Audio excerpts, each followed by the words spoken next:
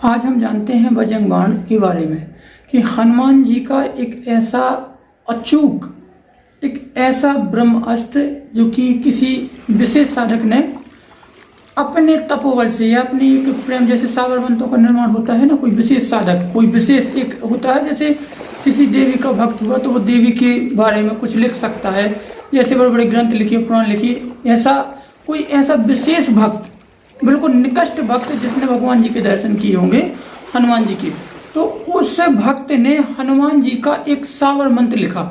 वैसे तो अनेकों सावर मंत्र हनुमान जी की, लेकिन बजरंग बाण एक ऐसा सावर मंत्र लिखा जो सारे ग्रंथों का निचोड़ है।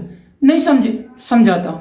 जैसे बजरंग बाण में हनुमान जी का सुंदरकांड पूरा है, बजरंग बाण में हनुमान जी का हनुमान चालीसा भी सम्मिलित है। बजरंग बाण में कुल मिला के, जैसे सुंदरकांड में बताया जाता है कि तुम इतने बलशाली हो, तुमने ऐसा काम किया, तुम ऐसा ऐसा करते रहे, आपने ऐसे ऐसा किया, ऐसे ही हनुमान चालीसा में बताया जाता है, आपने ऐसे ऐसा किया, आपने ऐसा ऐसा किया। यानी बजरंग बाण में हनुमान जी की शक्ति को या उनको खुद को जगाया जाता है।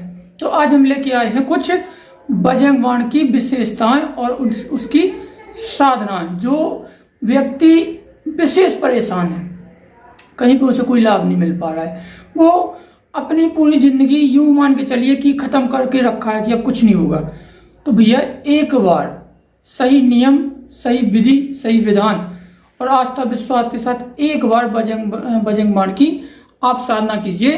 ये मेरी, जहां तक मुझे पता है, मैं श्योरली कर सकता हूं कि उस व्यक्ति की वो मनोकामना पूर्ण होगी। थोड़ा सा जानते हैं बजरंग बाण के बारे में। देखो, बजरंग बाण सुंदरकांड जहां से स्टार्ट होता है, किस कांड से, जब सुंदरकांड की स्थापना मतलब स्टार्ट हुआ, जहां से हनुमान जी ने कदम रखा लंका की तरफ, बजरंग बाण वहीं से स्टार्ट है। बजरंग बाण में पहले आपने भगवान जी को मनाया जाता है, कृपा की जाती है, उनसे विनती की जाती है, फिर उनको याद दिलाया जाता है कि सिंधु पार करके सुरसा को आपने कैसे मारा, बाघ को कैसे उजाड़ा, अक्षय कुमार को कैसे मारा, लंका को कैसे जलाया, लक्ष्मण जी की जान कैसे बचाई, यहां से लेके हनुमान जी को उनके बल के बारे में बताया जाता है। राम जी की दुआएं दी जाती हैं, जनक जी की मतलब जानकी जी की उनको शपथ दी जाती है, अंजनी के लाल होने की उनको बताया जाता है, उनको दर्शाया जाता है। यानी कुल मिला के उनकी शक्ति को जगाया जाता है। बजरंग बाण में अनेकों प्रकार के ओम हन हन हन हनुमंता या हंग हंग चंग चंग चपल चपल, मतलब ऐसे कुछ बीज मंत्रों का भी प्रयोग है जो कि स्वयं हनुमान जी के क्रोध रूप के बीज मंत्र हैं।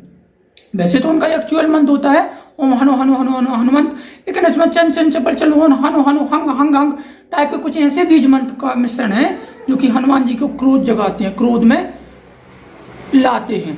और जब कोई, जैसे नॉर्मल तरीका से देखिएगा, कोई व्यक्ति क्रोधी हो या उसको जगाया जाए और क्रोधपूर्वक हो, तो वो व्यक्ति उठ के सीधा कहेगा कि तेरी या तो तुम्हें खंडित कर देगा, और अगर तुमने उस समय उसे संभाल लिया तो आपका कार्य वो जरूर करेगा। तो यही बजरंग बाण है भैया, जिस साधक ने भी लिखा, जैसा भी लिखा, इसमें कुल मिला के 66 या 68 चौपाई है, 2 दोहे हैं। तो जो व्यक्ति इस बजरंग बाण का पाठ विधि विधान विधि पूर्वक करता है, देखिए ये वो एक ऐसा ब्रह्मास्त्र है कि भाई YouTube पे देख के या कहीं पे देख के इसकी साधना ना करें, क्योंकि इसको साधना को संभाल पाना बड़ा मुश्किल है। या तो कोई योग गुरु या कोई योग साधक, क्योंकि अगर ये साधना बिगड़ गई तो दुनिया में आपको बचाने वाला कोई भी व्यक्ति है नहीं, और अगर ये साधना संभल गई तो दुनिया में ऐसा कोई कार्य है नहीं जो आप नहीं कर सकते।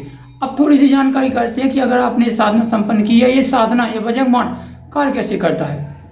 देखो, बजरंग बाण का पाठ होता है उद्देश्य पूर्वक।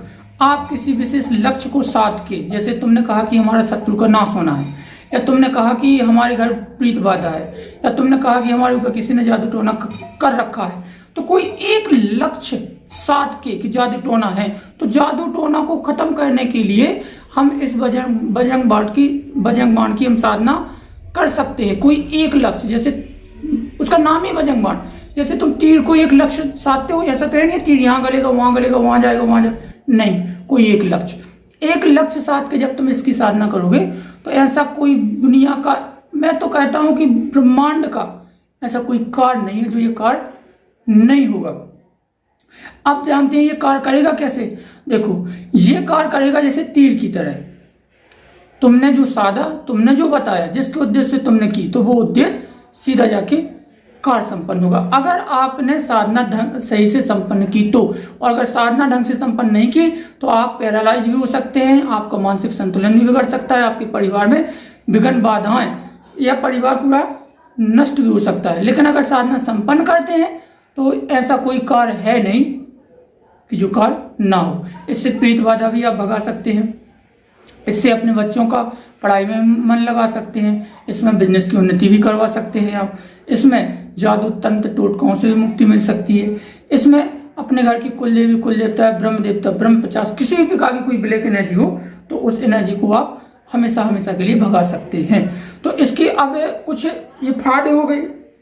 अब जानते हैं उसकी कुछ सावधानी कि जो भी पाठक इससे बजरंग बाण का पाठ या कोई का अनुष्ठान करता है तो विशेष सावधानी रख ले, जिसमें से महत्वपूर्ण सावधानी ब्रह्मचार। ब्रह्मचार वो इसलिए क्योंकि हम जिस साधक की उपासना कर रहे हैं वो एक ब्रह्मचार है, उसको वो चीज़ अच्छी लगती है, इस वजह से तुम्हें उनके गुणों में ढलना ही पड़ेगा। अगर आप ब्रह्मचार का धर्म का पालन नहीं करते तो वो कृपा नहीं करेंगे बल्कि और तुम्हें क्षतिग्रस्त कर सकते हैं। दूसरा, राम जी का जाप। देखो, अगर उनकी साधना को आप संपन्न करते हो और उनके तेज को तुम रोकना चाहते हो कि वो उनका तेज प्रभावी ना हो, तो भैया आपको राम जी का जाप करना ही पड़ेगा। क्योंकि हनुमान जी अगर किसी से मानते हैं तो वो राम जी, एक काल नेम के रूप में बैठा ब्राह्मण या काल नेम के रूप में बैठा साधु जो राक्षस था, वो भी राम का नाम जाप कर रहा था। इस वजह से हनुमान जी उसके पास गए, उनकी बातें सुनी, वो बैठे रहे, क्योंकि राम जी का नाम उन्हें अति प्रिय है। तीसरा, साफ सफाई। ऐसा नहीं कि उन्हें मनचित्ता रखो या मतलब जहाँ रहते हो अपने घर में एक तरीका से कम बोलना। और आप जी तो जानते हो कि अंडा घोष मछली इनसे दूर ही रहना, स्त्री से दूर रहना, मन क्रम वचन से ब्रह्मचार्य धर्म का पालन करना, प्रतिदिन समय का ध्यान रखना। अगर जो भी आप साधना करना चाहते हो, कर रहे हो, जो स्थान है उस पर नियमित रूप से नियमित समय से आपको साधना करना चाहिए। अगर 9 बजे स्टार्ट की तो 9 बजे ही आप करोगे। गुरु की इसमें अनुमति बहुत महत्वपूर्ण है, गुरु का आदेश बहुत महत्वपूर्ण है। कोई अच्छा साधक या कोई अच्छा साधक जो किसी भी इष्ट का हो, उससे उसके सानिध्य में रहते हुए आप इसकी साधना कर सकते हो। दूसरा, राम रक्षा स्तोत्र का पाठ निरंतर, अगर आप इसकी साधना करते हो तो राम रक्षा स्तोत्र का पाठ आपको करना ही पड़ेगा। अगर वो नहीं करोगे तो आप क्षतिग्रस्त हो सकते हो, क्योंकि ये ब्रह्मांड की एक ऐसी साधना है कि इसमें आपको सिद्धि भी मिलने की पूर्ण संभावना होती है। अगर आप इसे सही से संपन्न करते हो तो हो सकता है कि जो जगह जगह आपकी देखे हैं ना जो दरबार चलते हैं, ऐसा दरबार लगाने में आप भी सक्षम हो जाओगे।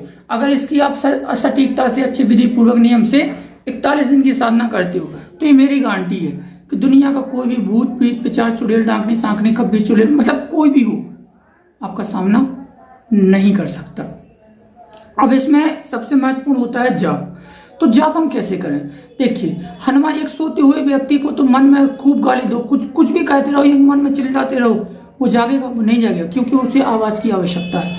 तो जो बजरंग बाण का पाठ होता है, इसको हम चिल्ला चिल्ला के यानी जबान पे आके जितना हो सके चिल्ला चिल्ला के हनुमान जी के सामने जब आप पाठ करोगे, मुंह से बकते हुए, मानसिक रूप से नहीं, उपांशु रूप से नहीं, वाचक रूप से आप इसका पाठ करोगे।